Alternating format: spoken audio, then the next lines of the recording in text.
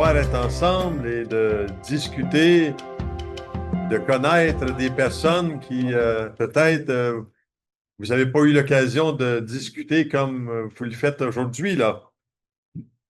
Et en introduction à ce témoignage que nous attendons ce matin, je dois vous dire que euh,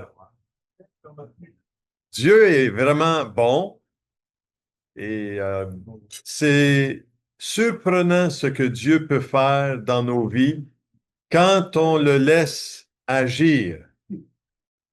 Euh, Vous savez qu'il y a eu un petit changement à l'horaire concernant notre invité ce matin, mais j'aimerais vous parler un peu de Dominique, qui était supposé venir donner son témoignage et emmener son ukulélé, sa guitare. Son épouse Candy m'a appelé jeudi soir et on était justement en comité à New Richmond. Et on est content que justement, il y a des gens de New Richmond qui sont ici ce soir, ce matin. C'était le soir que. Mais j'ai eu cet appel de Candy à 10h moins 10, me mentionnant que Dominique est rentré à l'hôpital jeudi matin pour des tests qu'il avait à subir, que son médecin voulait le voir.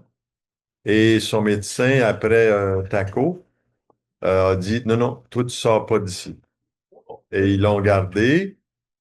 Le lendemain, il a passé des tests à l'hôpital Enfant Jésus, un IRM plus spécifiquement, et ils ont vu des lésions. Bon, rien d'alarmant, mais ils ont vu des lésions, et le mot était indiqué, et des lésions importantes. Bon, Dominique a déjà eu dans le passé 7 tuteurs au cœur. Déjà, c'est un miraculé, là. Et il a été opéré il y a 3 ans. Ils ont ouvert la cage thoracique.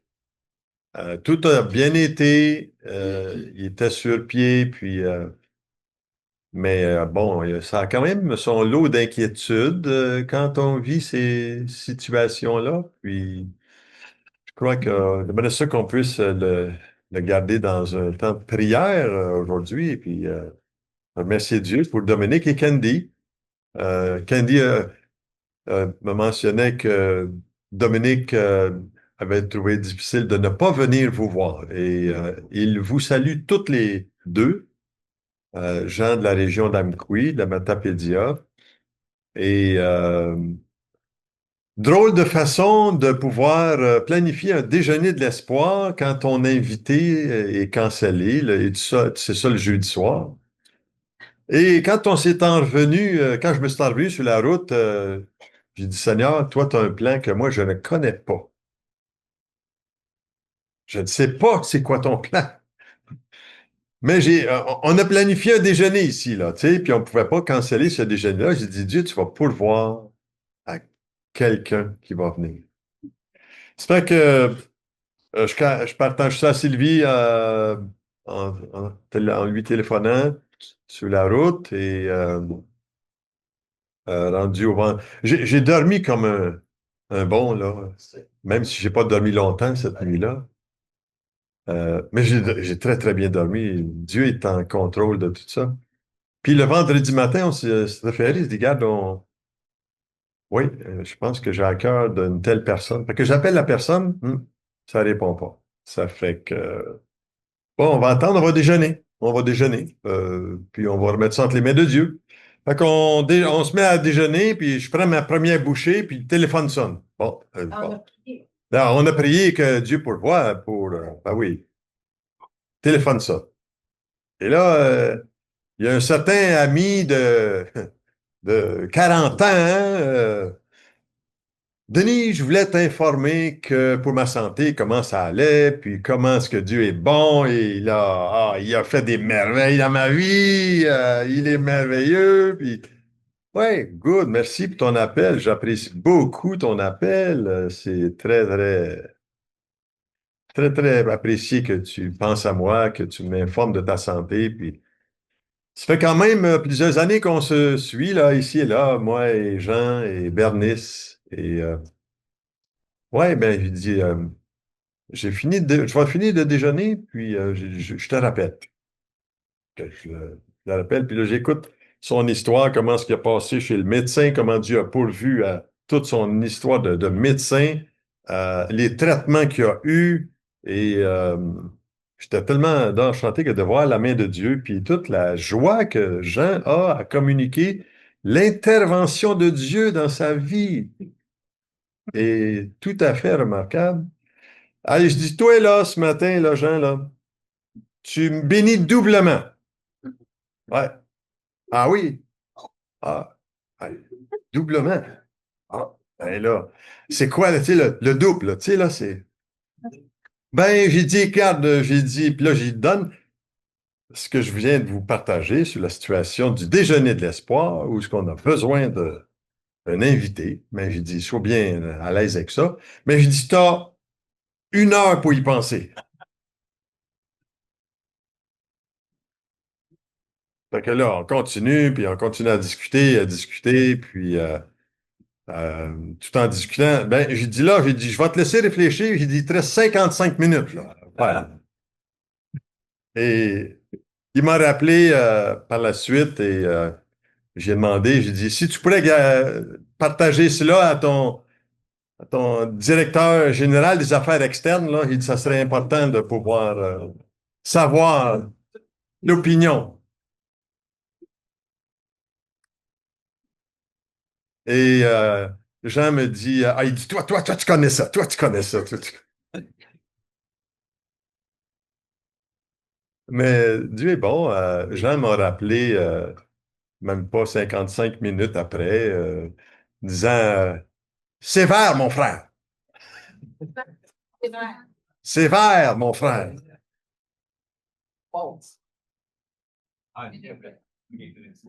Et on est donc content, Jean, Bernice. Dieu a quelque chose pour nous, là, aujourd'hui. À chacun d'entre nous, là, il y a quelque chose pour nous. Et je veux juste. Est-ce qu'on peut remercier nos serveuses aujourd'hui, là? Et Elisabeth et Joliane. Merci beaucoup, les filles. Très, très apprécié. Très, très apprécié. En vous parlant de Jean aujourd'hui, il est originaire d'Haïti. Je ne sais pas si vous avez remarqué. Non. Mais Jean a étudié en médecine à Mexico. Il est marié à Bernice depuis 1972, qui est une pure Acadienne. Et ils ont 4 enfants et 6 petits-enfants. Et Jean a étudié en internat, en psychiatrie à l'Université de Montréal aussi. Et il a exercé la psychiatrie à Montréal et à Bathurst. Et euh, Jean a donné sa vie au Seigneur le 20 août 1984. La même année que moi et Sylvie, nous nous sommes convertis au Seigneur Jésus. Et il est retraité maintenant depuis 2008 et je crois qu'il y a quelque chose à nous dire, à nous partager aujourd'hui. Je l'invite, Jean, à venir partager ce que le Seigneur a mis sur ton cœur et on a besoin d'entendre ton témoignage aujourd'hui, Jean. Est-ce qu'on peut l'applaudir?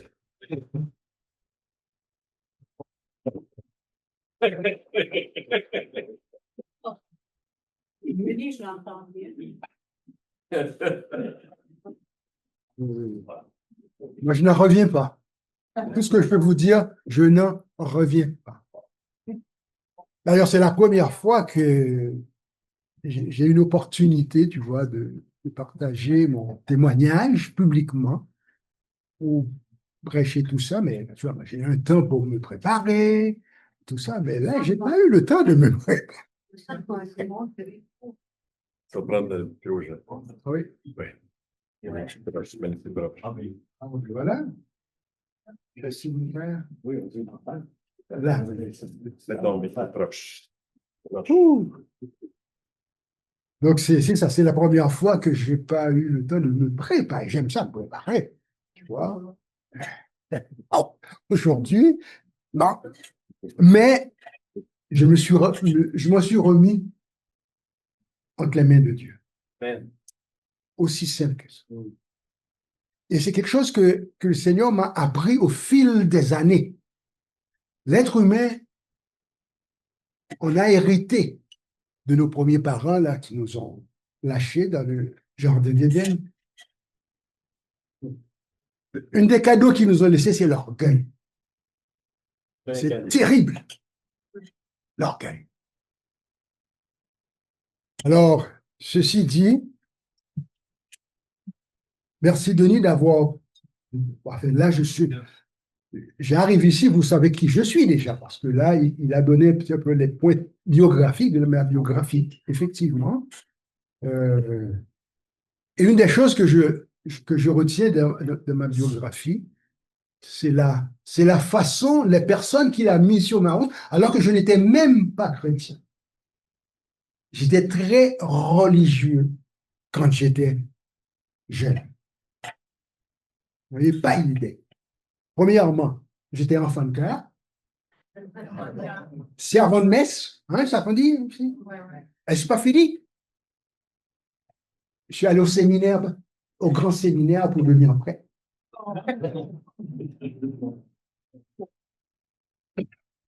Dieu là. Et puis, pendant ce temps-là, ma petite sœur, parce qu'on était deux, Jacqueline,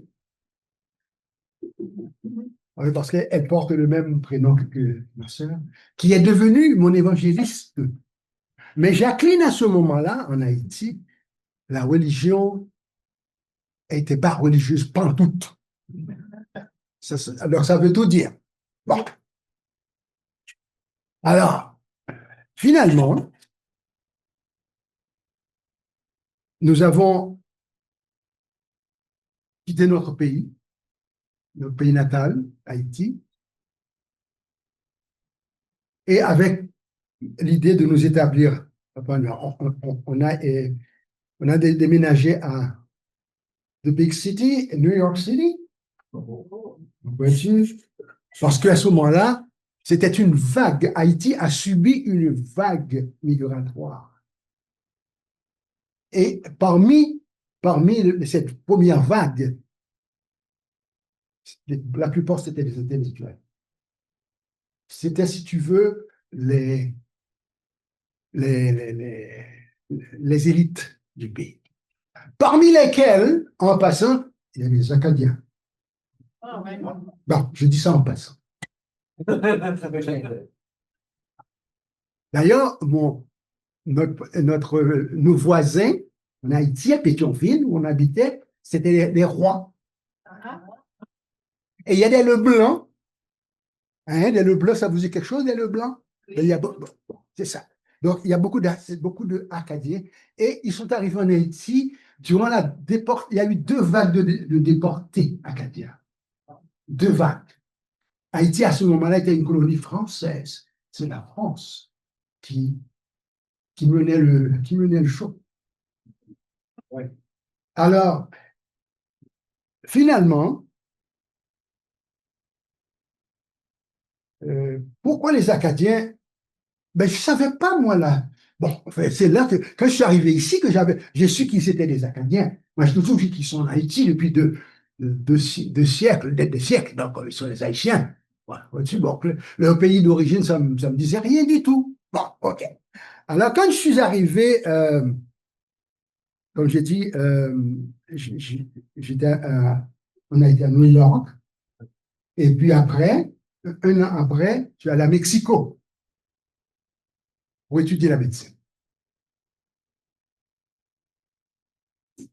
C'est ça, la vie, c'est bizarre. Hein? Et j'ai aimé ça. Et ça n'a pas été long. Avec le peuple mexicain, là, tout de suite, là, comprends-tu? Donc, la langue, je suis arrivé et je ne parlais pas l'espagnol. Mais ça m'a pris 2 semaines. Non, c'est un miracle. Oui, Dieu fait. Alors, écoute, et je n'étais pas chrétien. Hein. Bon, finalement, J'ai des blagues à raconter. Non, je vous fais grâce de ces blagues. J'avais tellement, parce que hey, dans 2 semaines, j'arrivais à l'université, moi là. À l'université, c'est l'université, puis je connaissais pas la langue. Mais encore une fois, hey, là, j'ai trouvé des chums dans le quartier là, mexicain, puis qui m'ont adopté, puis ils commençaient à m'enseigner quelques mots, quelques phrases. Puis c'était long, Las Posadas, c'était à Noël. Chaque année, il y avait beaucoup Noël là-bas. Et puis là, dans le quartier, ils ont ce qu'on appelle las piñatas. Les piñatas. Il y a quelque chose sur me... Puis moi, j'arrive. J'étais excité. Voilà. C'est comme si j'étais déjà dans le pays. Alors, je voulais impressionner la galerie. Oui, c'est ça que c'est. J'ai appris. Alors, les Mexicains, ils ont le sens de l'humour, là, les Mexicains. Incroyable, incroyable, incroyable. Et là, ils m'ont commencé à, à m'enseigner, mais ils m'ont enseigné quelques phrases qui n'étaient pas correctes.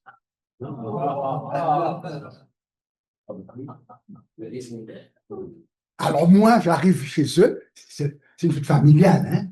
La famille se réunit, ça, chaque année, c'est sacré. C'est une fête, le Noël, c'est ça, las Posadas. On appelle ça las Posadas. Puis j'arrive dans son salon, sa mère et son père et tout ça. Et à un moment donné, j'ai prononcé une phrase. Comme ça, puis j'étais content, je me suis dit, ah, j'ai vu sa mère. Il dit, Seigneur, eso no se dice.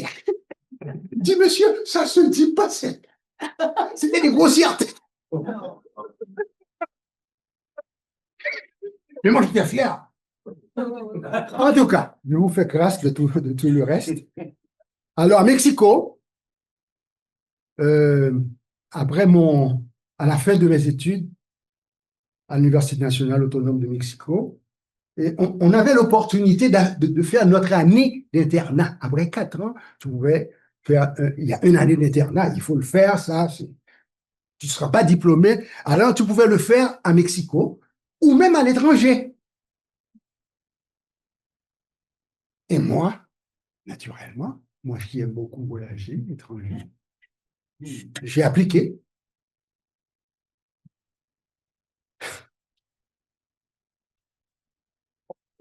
L'hôpital, il a finalement m'accepté parce que tu fais des demandes, mais tu ne sais pas si tu vas être admis. Accepté. Ils m'ont dit, ah, on n'est pas prêt encore, ça peut prendre encore. Et je vois le temps passer, je me dis, en tout cas, prêt. Alors, j'ai trouvé un ami haïtien qui m'a accompagné, mais lui, sa demande était vraiment admise, il était admis à cet hôpital. Donc, c'était officiel. Donc, l'organisation, le directeur l'attendait, docteur Joseph, son nom, Joseph. Bien moi. Ah, lui, il m'a dit, Barbas. Alors, à ce moment-là, je portais une barbe. Il m'appelait Barbas. Barbas, viens avec moi. Écoute, on va aller, tu vois. Écoute, moi, ils m'ont accepté, il faut t'accepter. J'ai dit, quoi? Il faut m'accepter comme ça? Et il dit, vois-tu comment Dieu agit? Bon, finalement, je me suis laissé aller. Puis on est parti le 31 janvier 31 décembre 2011. 71, excuse-moi. Ah, parce qu'il connaît l'histoire, elle connaît. 71, et puis on arrivait, puis le train, et je ne me suis jamais embarqué dans un train de Via Rail. Moi, je commençais quelques heures. Wow! On a voyagé toute la nuit. Puis là, j'ai jamais vu autant de neige. Il a dit, quand c'est ça, cette affaire-là? Je ne suis pas un gars à neige, moi. Là. Voilà, finalement, j'arrive, On arrive le 1er janvier. 1er janvier 72. Hey, le 1er janvier, c'est le 1er janvier.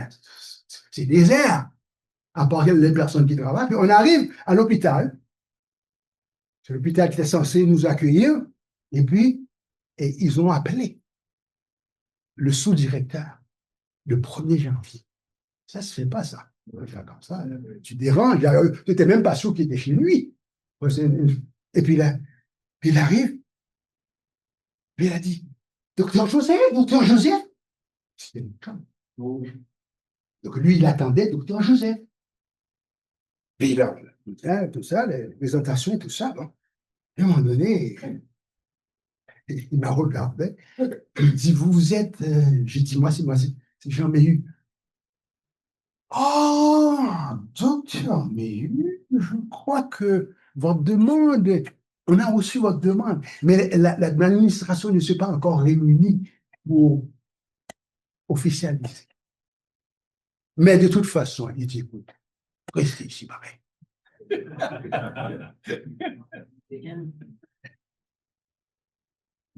Ah. Lui était tout excité. Joseph, Robin, tout ça. Le monsieur, bon, il m'a salué. Et ce monsieur-là, si je parle à Québécois, c'est un Braillon. Braillon, c'est de Edmundston. Ça, c'est un peuple à part, ça. Vous connaissez les Brayons, hein? Bon, okay. Bon, finalement, bon. Puis, on a commencé notre couple de semaines, on a commencé nos cours. Lui est allé, s'il me rappelle, sa première étape, lui, c'était la gynéco-obstétrique, l'obstétrique. Docteur Joseph. Puis moi, j'étais en médecine, médecine interne. C'est ça. OK. J'arrive. Et puis bon, OK. Puis 2 semaines après, puis il y avait une péruvienne, Verona, qui m'a dit, docteur Méhu, vous savez que j'étais un apprenti. Il a dit, tu sais, je vais organiser une petite partie chez nous. Donc, si vous voulez, je vous invite. Ah, d'accord, OK, merci pour ce report. Tout début janvier. Hein. Puis j'arrive, c'est, oh, il y a quelque chose qui s'est passé. J'ai vu quelqu'un, une infirmière, une jeune infirmière acadienne, de Petit Rocher, qui était là. Et puis, c'est elle là-bas.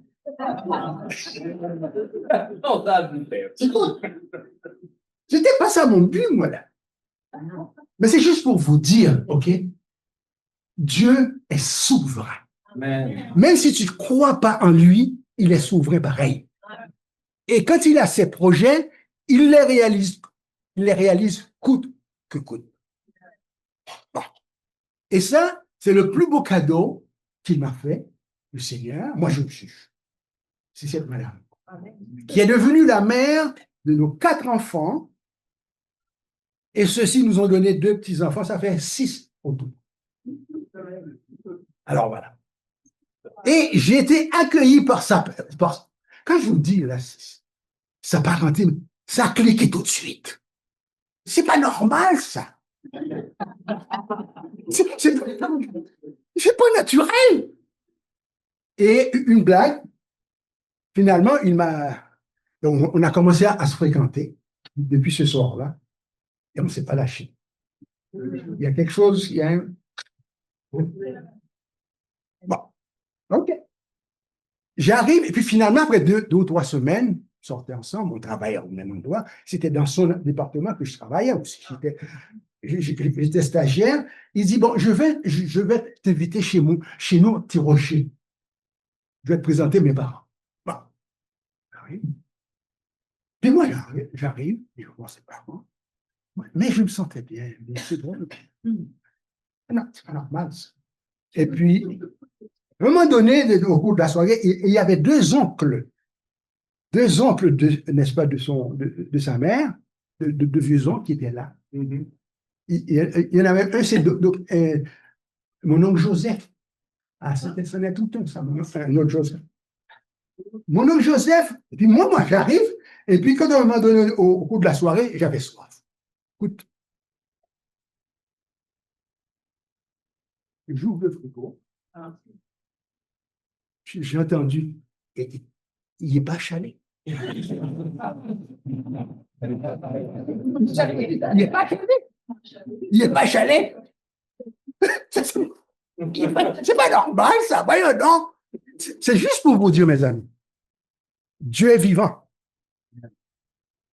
Et Dieu est à l'œuvre et tout ce qu'il attend de nous, c'est qu'on lui laisse. C'est qu'on lui laisse le contrôle, mes amis. Pilez sur votre orgueil. Oh, tu vas au ciel pareil parce que tu es chrétien. Mais oui, Dieu va honorer sa prière. Mais si tu ne laisses pas Dieu prendre le contrôle, ta vie chrétienne va être plate. Bon, ok, tu vas au ciel. Non, Dieu a payé le prix déjà.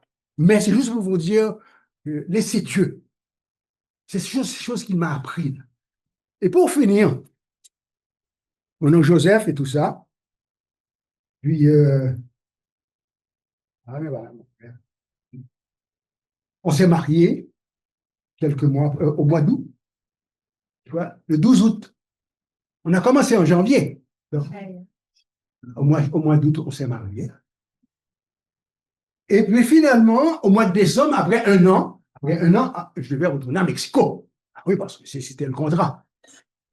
Je ne suis pas retourné au Mexico seul. L'organisme m'accompagne. Donc j'arrive là-bas et c'est ici qui me voit. En tout cas, bref. Donc tout ceci pour vous dire que j'ai passé ensuite, bon, j'arrive plus proche là de souvenir parfait chez lui.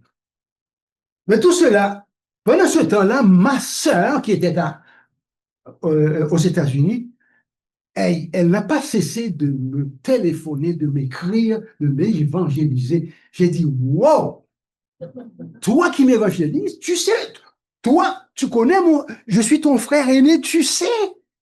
Hey, enfant de cœur séminariste, et puis tu vas m'évangéliser. C'est de l'orgueil. Hein? Elle n'a pas arrêté, elle n'a pas arrêté, elle n'a pas arrêté, elle n'a pas arrêté à la continuer de tercéder. Peut-être 3 ans, ça a pris presque 3 ans. Oui, 3 ans. Et finalement, un jour, je faisais mon stage en psychiatrie maintenant. J'avais terminé ma médecine générale, et là, je fais la psychiatrie. Il y a un monsieur, un de mes patients, ça, allez écouter ça, que je ne connaissais pas. Bon, le monsieur était suicidaire, je me souviens très bien de son histoire, déprimé. Bon, ça, c'est pour un psychiatre. Bon, c'est pratiquement notre quotidien. Mais oui, non, mais c'est ça, tu vois. Sauf qu'à un moment donné, il était suicidaire, puis moi, j'ai dit, si je laisse ce gars-là aller, là, je devrais l'hospitaliser. Parce que, et s'il passe à l'acte? Bon, non, il n'a pas passé à l'acte, mais je le voyais chaque semaine comme suivi. Et puis, un beau jour, il allait bien. Il suivait très bien, ses médicaments et tout ça. Puis, il y a eu silence, puis je le regardais. En psychiatrie, le regard, c'est pas cette affaire-là, c'est le regard. J'ai rien contre cette affaire-là, mais j'ai une phobie de cette affaire. Les relations, c'est là que ça se passe. Bon, en tout cas, bref. Et puis finalement, je l'ai vu de son regard. Il ne savait pas, hein, il savait pas que j'étais chrétien.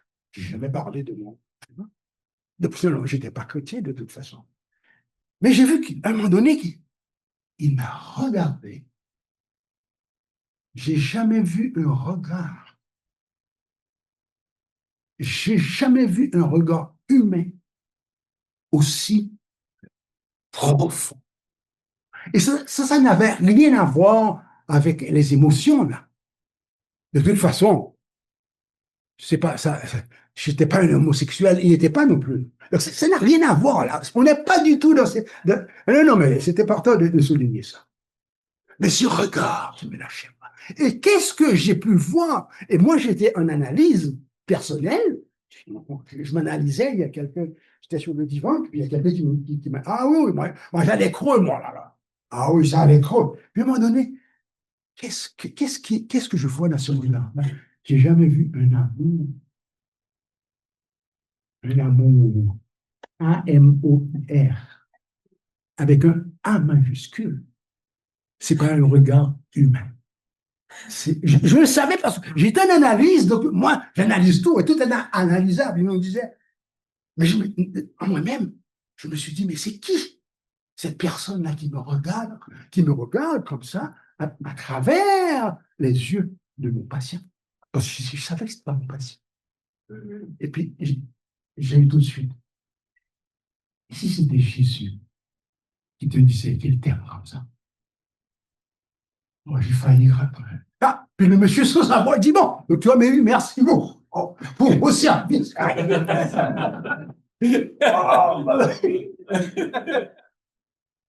m'a dit, bon, comme vous voyez, je vais bien. Il n'y a pas de problème. Et si j'ai un problème, je sais comment vous rejoindre, parce que Jésus lui dans quelques semaines. Il est parti. De moi.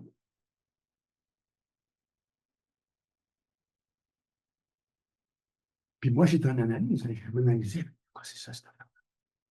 Jésus. Et quand je dis Dieu se révèle comme il veut, et il n'y a pas de limite à son amour. Il n'y a pas de limite. Il n'y a pas de préjugés. Il n'y a pas de.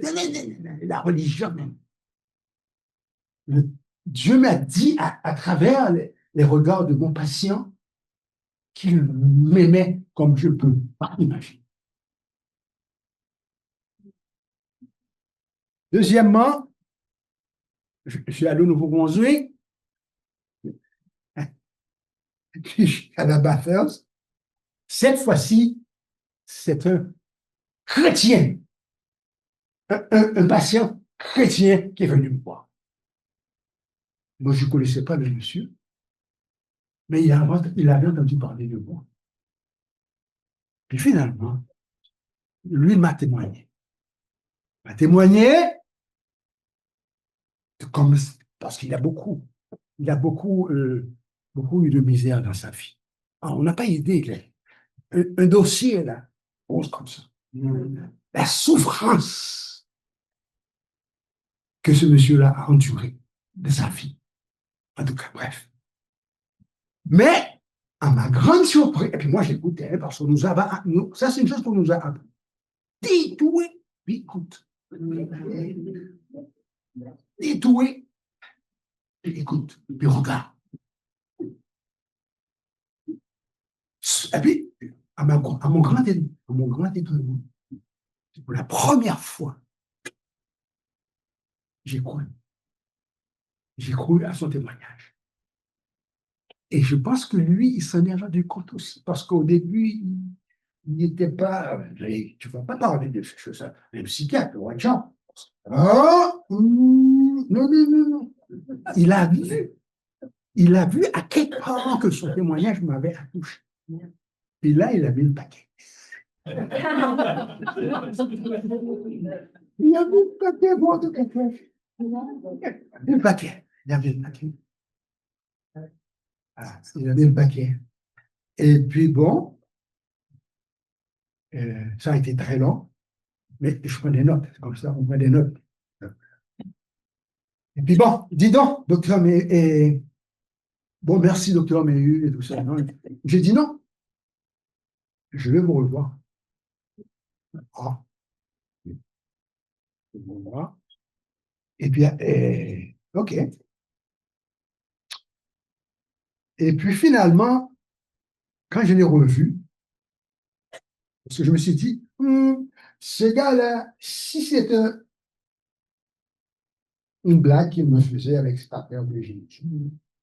Je vais me rendre compte, parce que là, après un mois, là, il est complètement capoté. Finalement, puis il est revenu. Non, il n'était pas capoté. Il était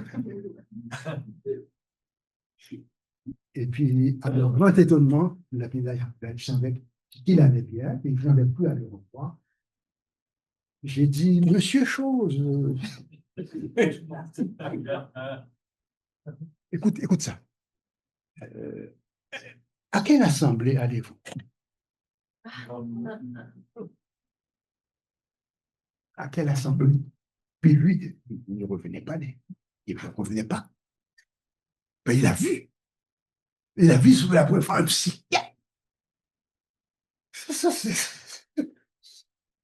dans les livres du ciel que tu vas trouver ces affaires-là. Non, mais vois-tu? Et puis c'est ça. Et puis il m'a dit ça, telle assemblée. J'ai dit, OK, bye bye. Dès qu'il est sorti de mon bureau, j'ai pris le bouquin.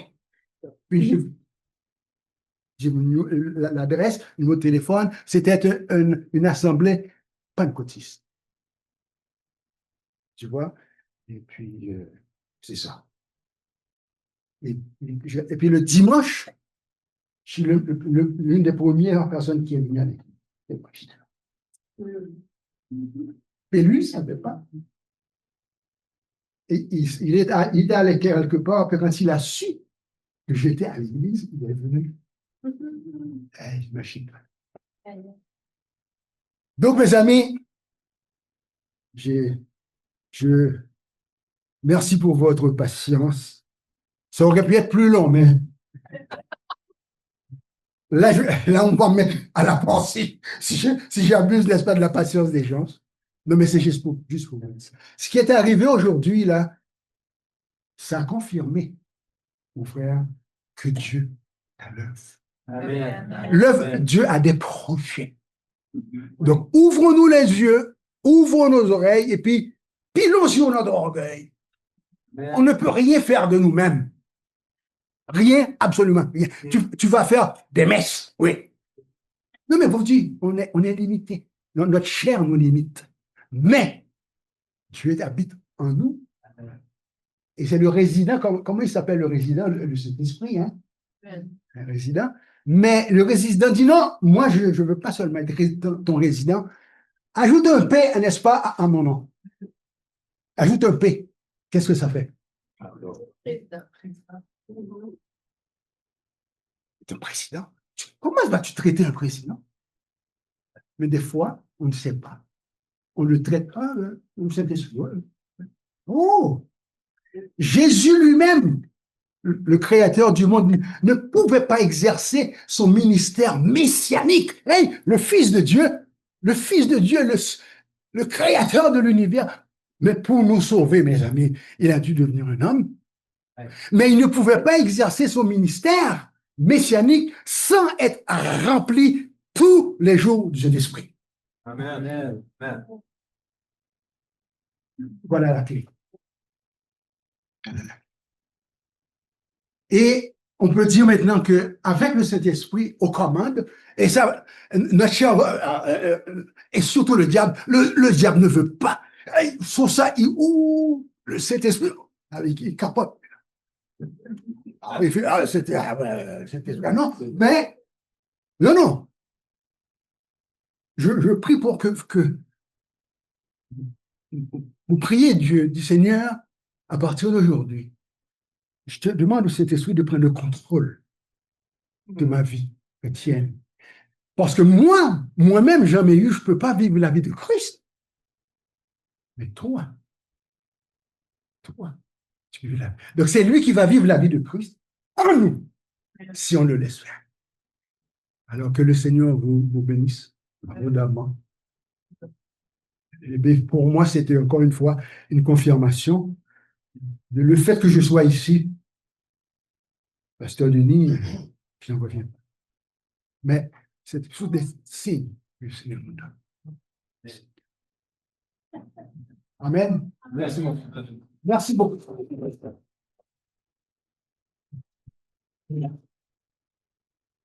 Merci, Jean. Merci. De rien. Quel privilège de pouvoir entendre.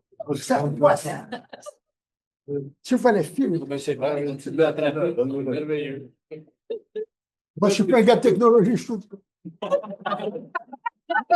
Heureusement que dans la technologie. Good.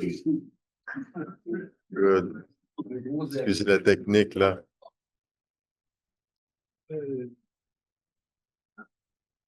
Wow. Jean, quel privilège que tu sois là avec Bernice aujourd'hui. Quel honneur que nous avons de pouvoir entendre ce que Dieu a fait dans la vie d'un médecin, psychiatre. Ou ce que je dirais, je ne peux pas ajouter à ton témoignage parce qu'il est trop merveilleux, puis il est unique. Mais, tu peux ajouter, par exemple, comme tu sais, les deux maladies que j'ai eues, le cancer et puis j'ai oublié Mais viens, Jean, encore. Écoute, c'est que Jean a dû passer par des opérations et je crois que c'est à point ce que tu m'as dit au téléphone et comment Dieu est intervenu, là. Hein? Bon. Bon, merci, oui, c'est ça. C'est que moi, je me suis toujours croué comme la plupart des médecins, d'après moi. La maladie, c'est pas pour eux. Moi, je suis ici pour soigner les autres. Hein? La maladie, non. Sauf il y a un proverbe latin qui dit Medice curate ipse. Médecin guéris-toi toi-même. C'est Jésus qui a dit ça. Oh! Première expérience, le cancer. Hein? Le cancer. C'est pas immense. En tout cas, bref, longue histoire courte, le Seigneur, encore une fois, Bernice a été pour moi. Tu ne peux pas acheter ça.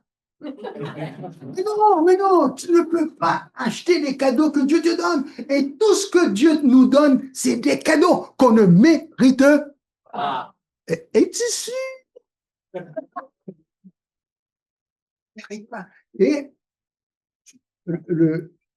cette maladie-là, j'ai été opéré le 28 mars 2012, je me souviens, par un des plus meilleurs chirurgiens de Bathurst.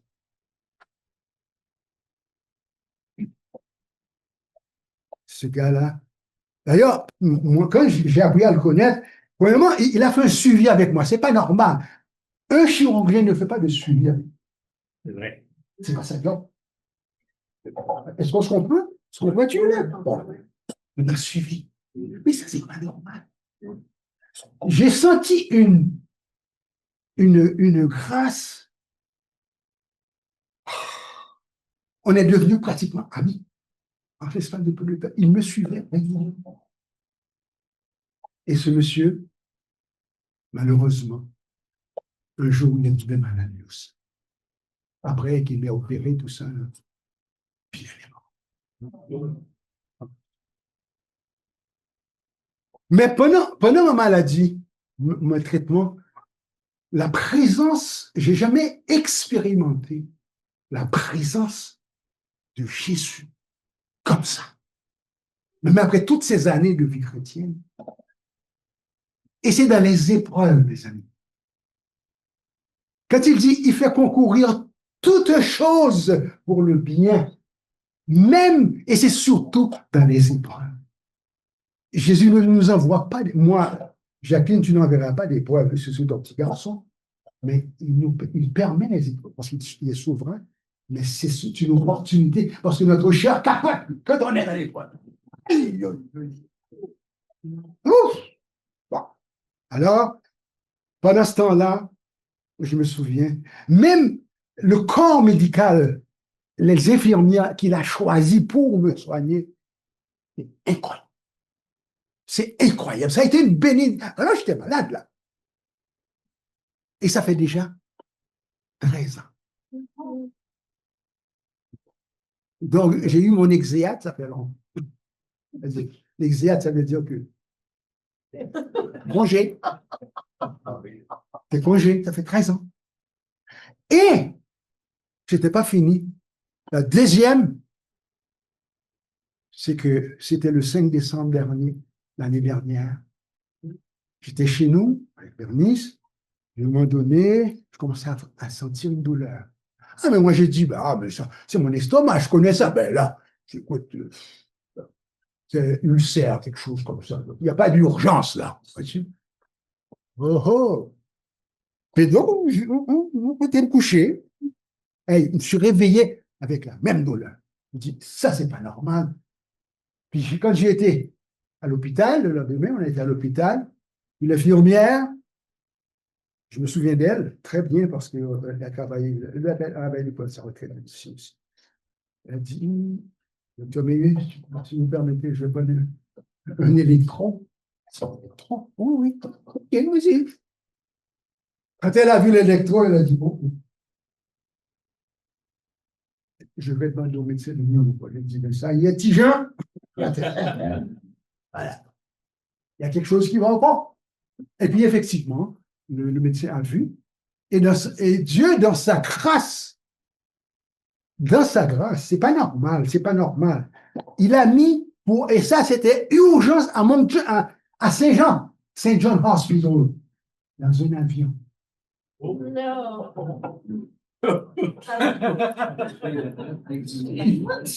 Je vous le dis, c'est le Dieu que nous servons, comment il nous aime. Il n'y a rien qu'il ne fera pas. En avion. Ça n'a pas pris longtemps, naturellement. J'avais le fret.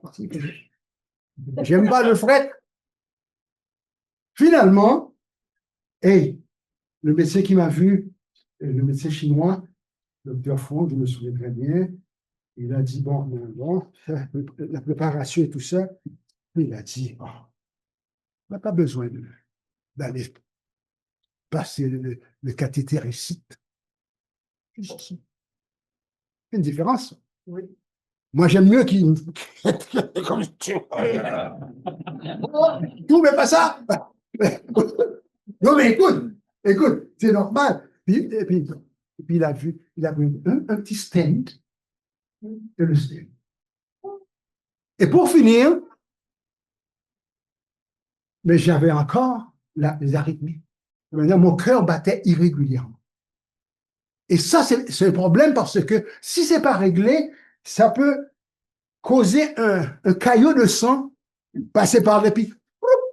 Puis goût de balance. Avec Jésus. C'est pas la différence.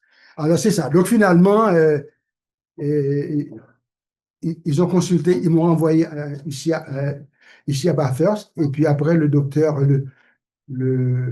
Matteau, cardiologue, quand j'ai vu ce gars-là, j'ai dit, oh, le Seigneur m'a dit, c'est lui qui va. C'est comme si c'est lui qui l'a choisi. J'ai vu, lui, il l'a l'affaire. Quand je lui ai dit ça, il était comme surpris. J'ai dit non, c'est pas un délire.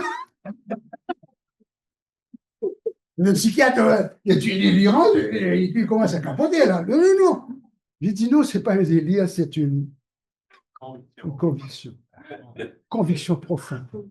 Et puis qu'est-ce qu'il a fait? Il a dit bon, pour régler le problème, je vais te donner des chocs. J'ai dit quoi? Des chocs, mais c'est moi je donnais des chocs, mais c'était shit. Ah oui. Ah oui. Les psychiatres, des fois, on donne ça déjà. Mais il dit non, c'est moi je ne donne pas des chocs ici. Moi, c'est en haut ici, mais pas ici. Alors, finalement, il a dit ça peut marcher, ça peut ne pas marcher. Alors, il a passe. Là, il a pris tout de suite. C'est parti. Là, le rythme est redevenu. Non, il vous dit, c'est des miracles, ça. Alors, voilà le Dieu que nous. Et puis là, quand il nous dit, j'ai jamais, dans mon expérience de maladie, d'épreuve, jamais je n'ai expérimenté la présence, l'amour de Jésus aussi proche. C'est ça que nous voulons communiquer avec lui. Merci. C'est lui.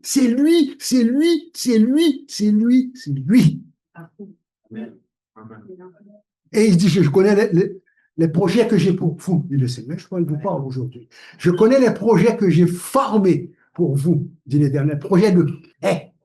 La sainte paix, hein, on dit la sainte paix.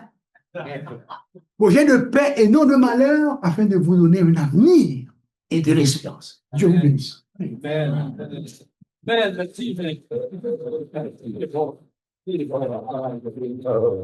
Wow. La présence de Dieu dans notre vie, c'est le cadeau le plus merveilleux. Mais comment être certain que nous sommes dans la présence de Dieu? C'est quand Jésus-Christ devient le sauveur personnel de notre vie. Et quand on accepte ce que lui a fait sur la croix par amour pour toi, il a pris sur tes épaules, quand il a été cloué à la croix, il a pris sur ses épaules tes péchés. Et si tu veux bien reconnaître que Jésus est mort à ta place, c'est toi qui méritais l'enfer. OK? On va parler des vraies choses. Il méritait la destinée loin de Dieu. Mais de notre vivant, Dieu merci, il nous annonce encore la bonne nouvelle de l'Évangile. Et c'est ça la bonne nouvelle. C'est pas une béquille dans la vie.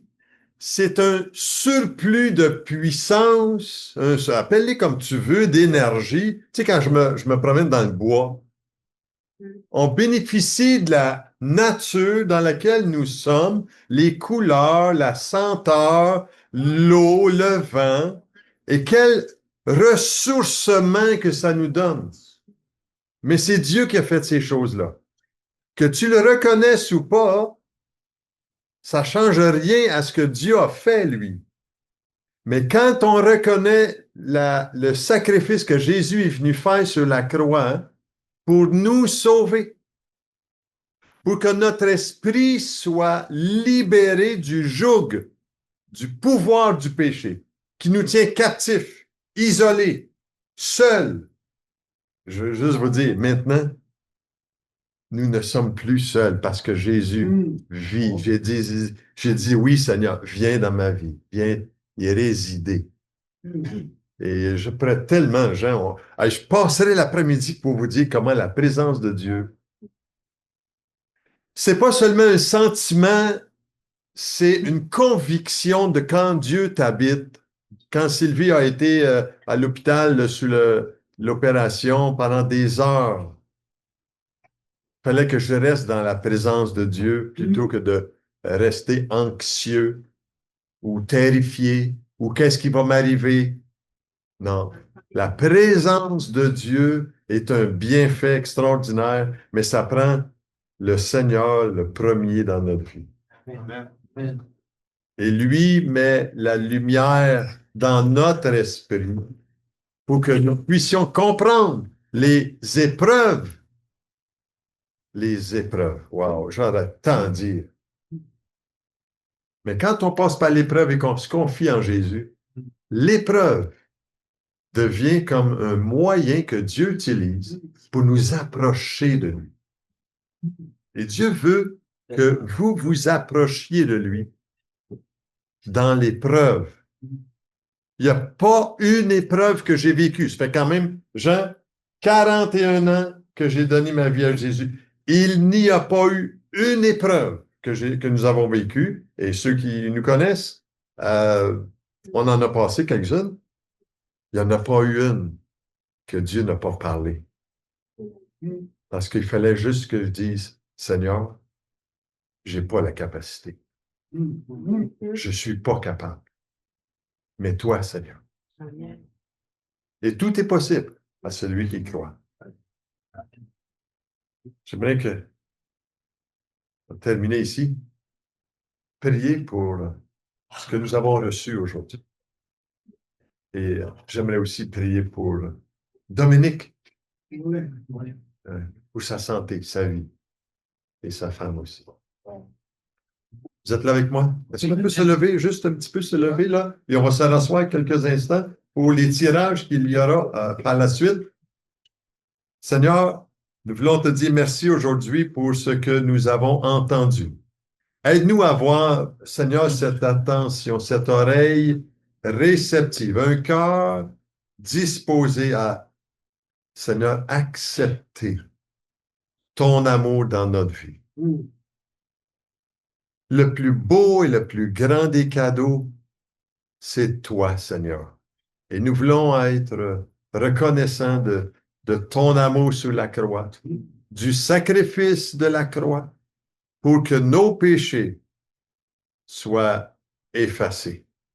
Père, je prie que tu puisses nous apprendre à avoir une oreille attentive au sacrifice et à l'amour que tu as envoyé à travers ton Fils Jésus. Merci, Seigneur, pour ton amour ce matin. Merci pour cette parole de témoignage tellement vivante de la présence de Dieu qui a accompagné Jean tout au long de ces années. Seigneur, merci que tu nous l'as envoyé aujourd'hui avec Bernice pour qu'on entende ce que nous avons à entendre. Qu'on ne puisse pas partir d'ici disant « Ouais, c'est terminé », mais qu'on puisse retenir ce que tu voulais nous dire à travers son témoignage. Merci pour Dominique, Seigneur, qui passe des moments difficiles, éprouvants, que nous avons aucune solution en nous aujourd'hui, aucun raisonnement positif, mais nous savons que la puissance du Seigneur, lui, peut faire une différence dans la vie de Dominique aujourd'hui. Nous prions que tu libères ce qui dans son cœur, ce qui a besoin d'être libéré. Dans, Seigneur, cette lésion importante qu'un médecin a vue, que le test a démontré. Seigneur, nous prions que ton intervention soit celle que toi seul tu peux faire. Guéris notre frère aujourd'hui. Renouvelle ses forces. Seigneur, viens à son secours. Nous te remercions pour lui et Candy. Nous te rendons grâce pour, Seigneur, cette opportunité aujourd'hui qu'on a de s'approcher de toi, de ta présence parmi nous. Nous prions aujourd'hui ensemble au nom précieux de Jésus. Amen et amen. Merci à vous. Vous pouvez vous asseoir quelques instants. Marie-Lise va venir pour quelques petits tirages que nous avons pour nos invités aujourd'hui. Et vas-y avec ça. Parfait. Ah bon. OK, bon. Écoute, ça va être direct. Parfait, merci. Merci à vous qui êtes venus au déjeuner de l'espoir aujourd'hui. Puis on veut rendre grâce au Seigneur pour ces bons moments qu'on a passés comme entendre ce beau témoignage. Mais il y a 4 invités aujourd'hui et il y a 4 cadeaux avec nous aujourd'hui. Fait que Marie-Lise va faire la distribution des cadeaux directement comme ça, pas de tirage. Et on veut juste se réjouir de votre présence avec nous en ce jour. Il me reste qu'à vous dire merci pour Marie-Lise, pour Simone, pour l'organisation du déjeuner de l'espoir. Et le prochain déjeuner de l'espoir aura lieu, attends un petit peu, j'arrive avec ça, le 29 novembre. Samedi, le 29 novembre, où il y aura un autre témoignage que nous allons voir, la main de Dieu sur la vie d'une personne. Bon retour à la maison. Merci encore, Jean et Bernice, d'être venus nous voir. C'était tellement plaisant et que Dieu vous bénisse dans cette journée. Amen.